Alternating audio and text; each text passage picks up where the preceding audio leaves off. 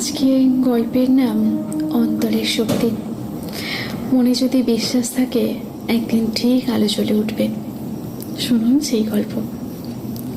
ছোটবেলায় কেউ জানতো না যে অর্ণব একদিন আলো হয়ে উঠবে।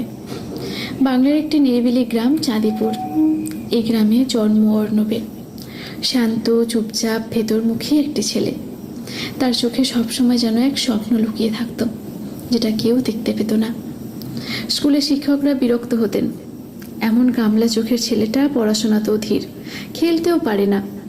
সহপাঠীরা মজা করত, এই অর্ণব তো রোবট, হাসে না, খেলে না, কোনো কিছুরই কাজের না। গ্রামের প্রতিভাবান ছাত্র রাজু ছিল তার খুড়তুতো ভাই। রাজুর প্রশংসায় গোটা গ্রাম মুখর। স্কুল ফার্স্ট, খেলাধুলায় দাপট, গান বাজনায় পাকা, মঞ্চে নায়ক। সব অনুষ্ঠানে রাজু, আর এক কোণায় বসে থাকা ছায়ার মতো একটি মুখ অর্ণব। অর্ণবের মা সরলা দেবী, তিনি ছিলেন একমাত্র আশ্রয়।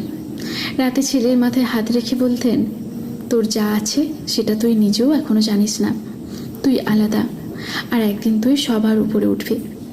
কিন্তু বাস্তব খুব কঠিন। মাধ্যমিকে রাজু পায় স্টার মার্ক, আর অর্ণব শুধু পাশ করে। পরিবারের লোকেরা যেন ঘৃণায় মুখ ফিরিয়ে নেয়। কাকা বললেন, আমার ছেলের পাশে দাঁড়াতে লজ্জা করে এই ছেলেকে নিয়ে। বাড়ির উঠানে রাজুর পুরস্কার মঞ্চ বসে। অর্ণব জানালার ফাঁক দিয়ে দেখে মা কাঁদছে নিঃশব্দে। কিন্তু অর্ণব কখনো হাল ছাড়েনি। পলিটেকনিকে ভর্তি হয়ে নীরবে নিঃশব্দে তার যুদ্ধ শুরু করে দেয়। ঘরে ঘরে কাজ করিয়ে টিউশন ফি জোগাড় করে। কখনো খায়নি, কখনো সারা রাত না ঘুমিয়ে পড়াশোনা করেছে। ক্লাসে বন্ধুদের হাসি, ল্যাবের কম্পিউটার ভেঙে যাওয়া, টিচারের উপেক্ষা, সব সয়ে গেছে সে।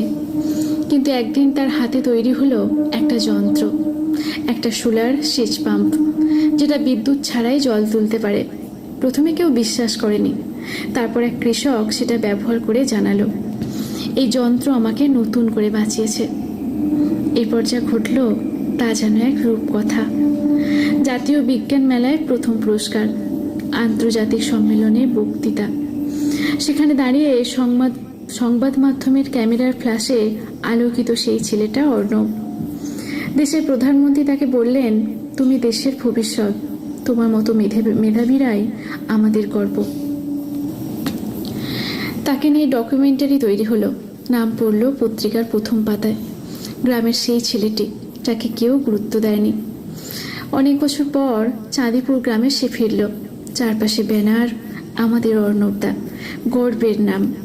লোকজন তাকে মালা পরাতে আসছে, ফটো তুলছে, যাকে কেউ চোখে দেখত না।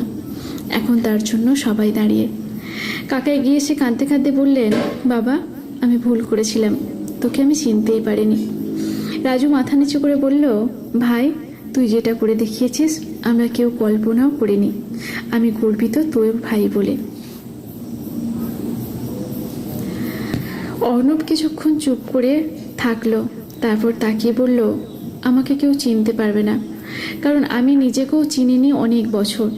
আমি শুধু বিশ্বাস করতাম, যদি নিজের প্রতি ভরসা থাকে তাহলে একদিন না একদিন আলো ঠিক জ্বলে ওঠে। সবাই স্তব্ধ। মা তখন মঞ্চে এলেন, চোখে জল, মুখে হাসি। ছেলেকে জড়িয়ে ধরে শুধু বললেন, আমি জানতাম তুই পারবি। নমস্কার।